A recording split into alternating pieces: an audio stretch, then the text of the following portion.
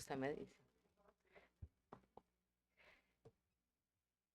Yo también tengo por aquí. Buenas tardes. Espero que estén bien y que no estén con mucho sueño, que esta hora es muy difícil. Yo voy a presentarles el semillero Conexión Lusófona. Creo que en la mañana ya hablamos un poco del luso, que es este prefijo que se refiere a portugués o algo de origen portuguesa. Y así como francofonía, venimos hablando mucho en lusofonía. Este trabajo voy a presentar con las colegas profesoras Catalina Henao, Sara Mejía y la profesora Marta Pulido, profesoras como yo, Luanda Cito, quien vos habla, del programa multilingüe y del pregrado en traducción. Entonces, el semillero de Conexión Lusófona, él emerge en 2024, el año pasado, en el marco de un encuentro inicial del diplomado en enseñanza en lengua portuguesa, y el objetivo era justamente aglutinar o reunir personas que estábamos trabajando con la lengua portuguesa en diferentes frentes. Ahí tenemos 4 profesores de portugués del programa multilingüe, nosotras 3, más el profesor Juan Esteban, 4 estudiantes de pregrado, 3 de la licenciatura en lenguas extranjeras y 1 de historia. Muchos de ellos, la mayoría estudiantes o estudiantes del programa multilingüe en portugués. Y también cuenta con 3 profesoras del programa de portugués de la Universidad de los Andes, que es una universidad que tiene un programa de portugués con bastante trayectoria. Y en este entonces, eso era 18 de abril de 2024, una de las colegas de la UniAndes vino para hacer la charla de apertura del diplomado y aprovechamos para abrir el semillero. Ahí ustedes tienen un encuentro que hicimos en un restaurante en Medellín, aunque parezca ya una foto de un tranvía de Lisboa. Todo planeado, un almuerzo ahí rico para en un ambiente lusófono.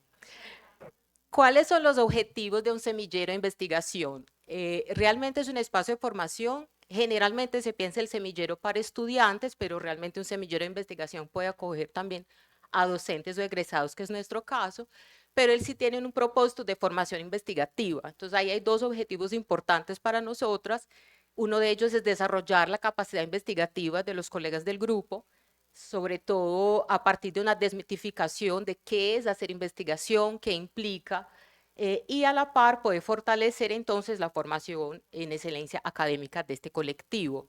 Sabemos que es un momento inicial, digamos así, de la lengua portuguesa en la escuela de idiomas, y en Colombia, realmente en América Latina, la formación en portugués es muy pequeña, pero este campo sí existe y es muy sólido y bastante abundante en los países lusófonos o los países del sur de América Latina. Entonces, parte del semillero es poder también conjugar y difundir un poco más estas discusiones de enseñanza y aprendizaje de portugués y formaciones otras. También tiene un objetivo importante de relevo generacional, ¿no? Y el segundo, de promover una cultura científica que permita, digamos, una mirada interdisciplinar.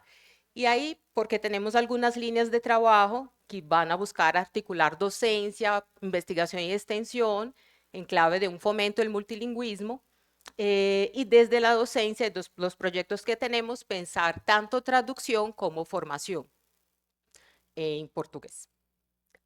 Aquí les presento, yo creo que quedó pequeñito, pero era como las 3 grandes líneas de trabajo del semillero.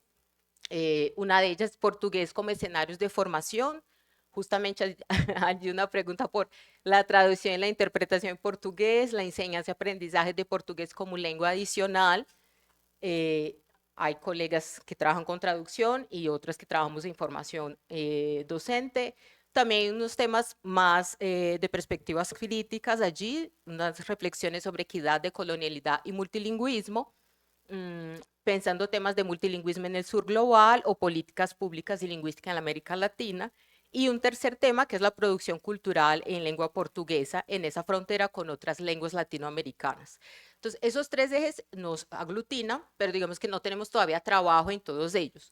Y empezamos justamente por una estrategia de seminario académico con encuentros regulares para pensar por qué proyecto empezaríamos esa conversación. Entonces, parte de esta presentación es un avance muy inicial en el trabajo en portugués. Voy a hacer como un panorama de la propuesta de investigación que tenemos y ya luego mostrar otras acciones que se nutren, digamos que de esas investigaciones y que ya mis tres colegas podrán responderles preguntas o ampliar. Entonces, ya voy a otro, a este. Entonces, en el marco de los seminarios, esa es una infografía que creamos allí, trabajamos desde el año pasado en pensar en la construcción de un mapeo de las prácticas en lengua portuguesa, tanto de formación o traducción. Esos espacios fueron tanto de lecturas cuanto de conversación con grupos que hacían investigaciones que nos parecían pertinentes y nos podrían ayudar. Entonces, en eso conversamos con el grupo que hizo mapeo en la enseñanza del francés, liderado por el profesor Fabio Arismendi, Doris Colorado y a otros colegas por acá, creo yo. Tuvimos una conversación que nos presentaron la metodología y los resultados de los estudios. Y también tuvimos acceso a los cuestionarios aplicados por el Centro de Multiliteracidades, que nos parecía muy pertinente porque tiene un enfoque en lengua adicional, pero también en práctica académica. Un elemento importante que aparece en la construcción que hicimos en el grupo era una observación que en Colombia la gran oferta de portugués empieza en la institución de educación superior. Y tenemos varias hipótesis, pero parte del mapeo es poder entender ahí por qué, ¿cierto? Ahí hay una gran oferta que va más o menos a emerger con fuerza cuando empieza multilingüe en los años 90 y que se sostiene hasta hoy, pero no hay formación de pregrado, son cursos de lenguas, ¿cierto? Y una pregunta que nos parecía relevante ahí era cómo entonces las universidades colombianas acogen o vienen acogiendo la lengua portuguesa, cómo entender este proceso, ¿cierto? Cómo es que la lengua portuguesa llega, si entra al currículo académico, si es un curso electivo o solamente un curso extracurricular. Entonces, ¿cómo es que llegamos a, pensando en un primer momento en las dos universidades? Y para eso, y hasta ahí va como nuestro esbozo, es pensar en tres grandes momentos de esta investigación que sería inicial para cualquier de las tres líneas, ¿cierto? Pensar en una contextualización de cómo ha sido la trayectoria del portugués como lengua adicional en Colombia, qué argumentos se han puesto en ese proceso, antecedentes, debates. Luego ya una dimensión más de las experiencias que las universidades tienen y las demandas que tiene hacia el portugués, pensando en cómo la institución acoge la lengua. Y una tercera dimensión que ya va a reflejar mucho de la formación también de los colegas que estamos allí, que va a orientarse mucho por una investigación y formación docente, formación continua o formación docente, que es cómo la institución acoge la docencia en lengua portuguesa, ya pensando en entender mejor las prácticas de enseñanza, materiales y didácticos utilizados, perspectivas metodológicas, pedagógicas y didácticas y curriculares que están allí en este contexto. Entonces, esa digamos que es la propuesta que está diseñada hasta ahora, pero esta propuesta, segundo acá, ella nutre, digamos, otras acciones, ¿cierto? Que podríamos pensar el semillero en un marco como más bien rizomático, en que hay muchas acciones que están interconectadas. Entonces, ahí está el propio semillero que da margen a un seminario académico, un espacio de grupo de estudios. Luego de allí hay la acción del diplomado en enseñanza del portugués como lengua extranjera, así está el nombre, aunque en el debate en portugués se va a hablar mucho más de lengua adicional, y creo que Paula hablaba un poco de ese debate allí al inicio de la tarde, que lidera la última corte la profesora Sara Mejía, que allí está. El programa multilingüe es otra acción que se va a nutrir de las discusiones del semillero, en este momento en proceso de reforma curricular, en que estamos a cargo Catalina Henao, Sara Mejía y yo, y la profe Catalina allí podría responder tanto por los cursos presenciales, pero sobre todo los cursos virtuales, que es donde viene liderando y trabajando como docente fuertemente. Y el otro proceso es la transformación curricular en el pregrado en traducción, que lo lidera la profesora Marta Polido y que participamos Catalina y yo. Allí un proceso de más largo aliento, porque es crear toda la línea en portugués en el pregrado. Entonces, esas son tres acciones que de todas formas están muy articuladas y que tienen, digamos, una base importante en este colectivo de estudio del semillero. Y eso era lo que les queríamos como presentar, y ya en este momento abriría para preguntas y comentarios que tengan las colegas o si no también el público. Ya me siento por allá.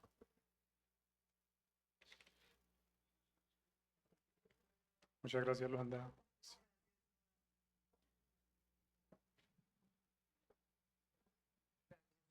Yo tengo por aquí mi pastel.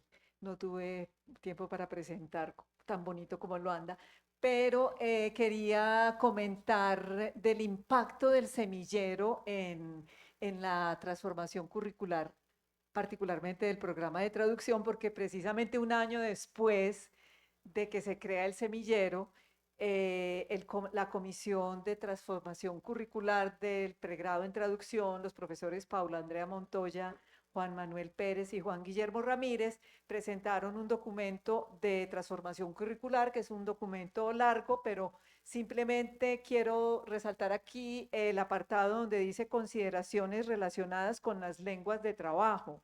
Las lenguas del programa de traducción que han sido inglés y francés, ahora en esta transformación curricular en la que estamos trabajando todavía, el español, que es claro la lengua obligatoria, o la lengua A, pero las lenguas B serán o inglés o francés o portugués, y habrá una combinación de lenguas partiendo de un principio de flexibilidad. Los estudiantes escogerán, digamos, lo que se tiene planeado, o español inglés, o español francés, o español portugués, para el asunto de la traducción. Y también en cuanto a la docencia, cuando el profesor Faleiros estuvo por aquí, tuvimos la ocasión de tener una colega brasilera que enseña en un bachillerato, no, creo que no recuerdo qué colegio, pero nos comentaba que, claro, hacen reuniones profesoras de portugués de los bachilleratos de Medellín. O sea, hay varios colegios de Medellín, y creo que no son pocos, que ya están enseñando portugués en sus colegios. Entonces, de ahí la necesidad de formar docentes en portugués, porque una de las comentarios que nos hacía esta colega Isabel era que muchas niñas de los colegios, muchos de esos colegios son femeninos, se quejaban de los regulares que eran los profesores, que eran, digamos, brasileros o brasileras que venían aquí sin ninguna formación docente y les daban, digamos, esa oportunidad. Entonces creo que también es una oportunidad para la escuela de formar docentes en portugués. Gracias.